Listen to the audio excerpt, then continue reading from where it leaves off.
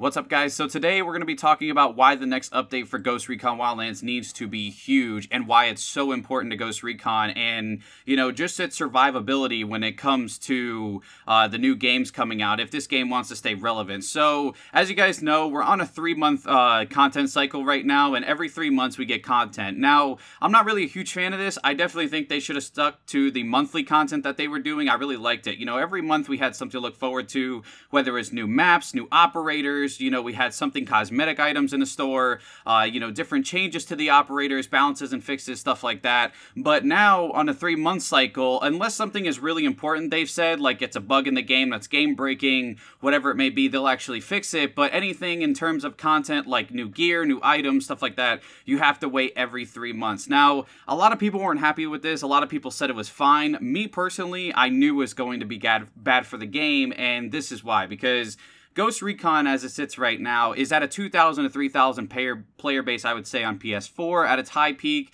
I would say probably about 3,000-4,000 on Xbox, maybe even 2,000-3,000, who knows, same place as PS4. And then I know PC, I'm not sure exactly on the numbers, but last time I checked, their high was probably about 500, maybe a little bit more than that. But the thing is, with all these new games coming out, Ghost Recon has to make this update, this next one, really, really big. And when I say big, it needs to include some of the following. First, it needs to have more maps, okay? Everybody's been asking for a snow map. I think that would be really cool to see. They need to deliver that, and maybe some other maps, you know, something really cool.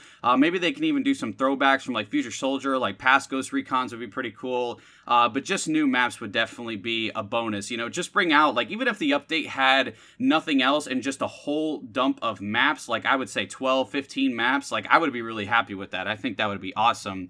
Next up, I think that they need a new game mode, something that evolves around OBJ, you know, playing the objective. I see a lot of the game modes like Uplink, Sabotage, Elimination, they all evolve around just killing the players. Even in Hostage, some people don't even play the objective and they just focus on the kills. We need something that there's no way either team can win unless they capture the objectives. And the other thing that would be cool for a game mode, for more of a casual experience, for players that play solo, that just, you know, like to just run out there and run and gun and stuff, would be a conflict mode. Now, the conflict mode is something that Future Soldier had, and I actually went back and played Future Soldier with the HVT guys, and I gotta say, like, comparing Future Soldier to this game is super simplistic when it comes to comparing it to Future Soldier. Future Soldier, I mean, you have everything, and I'll be making a video on that later on, maybe, you know, during the week or next week, something like that, but Future Soldier has been an awesome experience, and I really do enjoy playing it, so it'd be cool to see a conflict mode,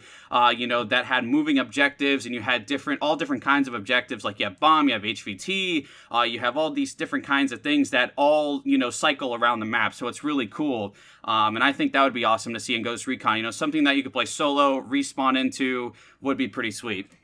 Another thing would be more icons and battle crates. A lot of people like the Rainbow Six Siege icons, including me. I've been saying that they should be adding more icons. They should have, you know, already added the other Rainbow Six Siege characters into the game. They should have done more icons. They could have done characters from Future Soldier, from Phantoms. They could have done, you know, from other Ghost Recon games, or, I mean, there's just so much they could have done. And also battle crate items, you know, just cosmetic stuff to put on your character. You know, not icons in the battle crates. You know, you can do that too, but I'm talking just cosmetic items like a new helmet or a new face mask or, you know, gloves, gear, something like that. New weapon camos would be awesome as well. Next up, I think leaderboards. Leaderboards would be really, really cool. I'm a huge fan of leaderboards. Like in the Call of Duty games, I like to just grind out TDM or domination or something and see where I stand on the leaderboards. And I would always try to say, okay, I want to be top 100. This is my goal.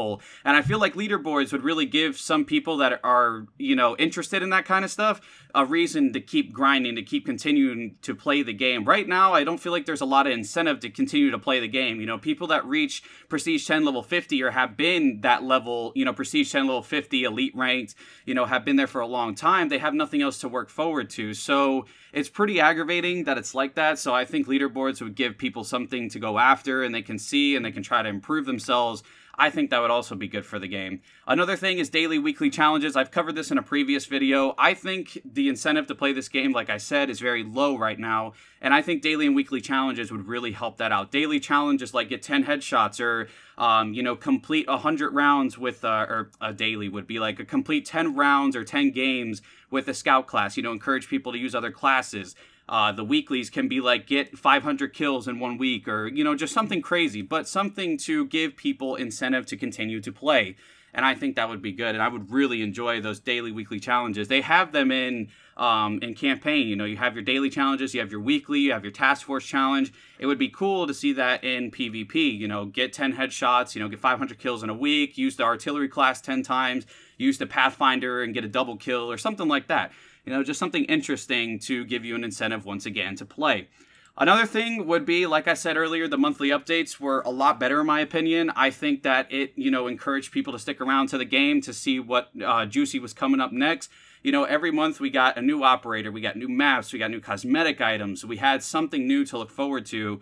And now, you know, you get your update, it's one big update, one major update, and then it's dry for 3 months. You know, the updates are cool, and like when Call of Duty used to drop their DLC and stuff like that, it would be cool for like the first 3 or 4 days, right? And then after that, you'd be like, okay, I'm kind of done with this. Same thing with the Ghost Recon updates, I feel. It's cool for about 4 or 5 days, and then after that, it's like, okay, I'm ready for the next update. You know what I mean? Like, it's just way too long. I personally feel that the once a month updates were good, even if they're small updates, you know what I mean? Like, they can be, here's 3 maps, you know, one operator, a couple cosmetic items, something for your battle crates, and then boom, that's it. Wait till next month. That was perfectly fine. There was one update where they actually only brought maps and some, you know, some game changes. They brought the hostage mode, and then they did some game changes and a couple other things, a couple cosmetic items, and that was it. When I was perfectly fine with that. You know, we had a new game mode to play, we had some cosmetic items to fool around with, but they focused on a lot of the changes, you know, the nerfs and the buffs to certain classes, and that was really important. The next thing I personally think this game extremely lacks when it comes to PvP is more weapons. Now, I don't feel like there's a huge variety of weapons when it comes to the PvP. Some people may beg to differ, but I would say that I think all the classes should be getting new weapons. I would say probably monthly, maybe every 2 months, whatever it may be. Like, I think that the point man should have gotten new weapons. I think the tech, you know, the artillery, stuff like that. Like, we had, I believe it was Jungle Storm brought it, where the tank got a new gun, the assassin got a new gun, the sentinel got a new gun, and I believe the scout got a new gun as well. And it was really fun to play with those new weapons, you know what I mean? And all the other classes kind of lacked those new weapons. You know, sure, you have the new operators that came with the SRSA-1 for the Stalker. You know, you had the Predator that brought the M16 and the M60. You had the, you know, the Echelon that brought the SC-4000, you know, and the Disruptor brought the TAR. But it would be cool to get new weapons for, you know, the Enforcer, the Diversionist, the Medic, the Point Man, the Sniper. You know, it'd be really cool to see the HTI come to the Sniper class from Campaign. Everybody freaking loves the HTI in Campaign. Why not see it in Ghost War? You know, just give it the same damage that the MSR has, and you're pretty much golden. I think it would be really cool to see more weapons come to the game, and it would definitely freshen it up. Also, once again, more cosmetic items. I just think gear like skull masks, or not skull mask in general, but just face masks in general, you know, new ghillie suits, new, you know, t-shirts to wear, new pants, new gloves, all that kind of stuff would be really, really cool. New headwear would be absolutely awesome. You know, the Echelon goggles were really freaking sick. The skull mask was really freaking sick. There was a lot of things. The Predator biomask, the Predator mask in general, those were all really freaking cool. It would be cool to see more of those things drop, you know, every, you know, couple weeks, you know, like Fortnite. Fortnite drops something every 3 to 4 days, and I hate bringing up Fortnite in a Ghost Recon video, but there's not a single, I'd say 2 or 3 days that goes by where they don't have something new in that game, and it continues and encourages players to keep playing. You know, they can customize their characters how they want. It's cool to get new skins. It's something new, something fresh to give you incentive to continue to play, and that's what we're focusing on going forward with Ghost Recon, giving the players that incentive to continue to play. Next up is prestige credit use. Everybody's been talking about this, and the only thing we've gotten so far is the hollow points. But I would say, I would speak for everybody when I say that we would like to see prestige credits be used for something cosmetic, you know, whether it's weapon camos, you know, gear for our characters, you know, maybe, I guess some people would say that maybe new perks, like the hollow points are pretty cool, and you had to use your prestige credits for that, or maybe even bonuses, you know, just something small, but not something completely game-changing. Or you can bring weapons to the game, like the Fallen Ghost weapons that we got in Jungle Storm, and then you can say, okay, here's a whole new batch of weapons. If you want this, 3,500 prestige credits, 4,000, 8,000, whatever it may be, use your prestige credits to unlock these weapons, and boom, you got them. And then you get new weapons for your support classes, or your marksman, or your assault, and I think that would be a really good use. of the prestige credits. You know, I'm still sitting here since I hit prestige 10 with 112,900 prestige credits, and I've only used, what, about 2,000 of them to unlock the hollow point ammo, which I barely even use.